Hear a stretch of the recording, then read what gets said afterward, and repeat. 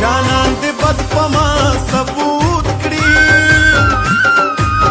زه نور څه نه وایم خو کلی به پرېږدمه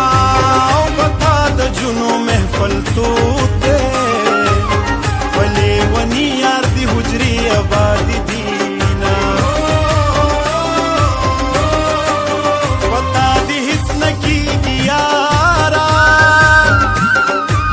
ما دې رب واخلي چې خبره خلاصه شي نه او څنګه د یو بل لیوني څنګه مو واخیستل د یو بل له لاسونه زما په خپله زړه نری دی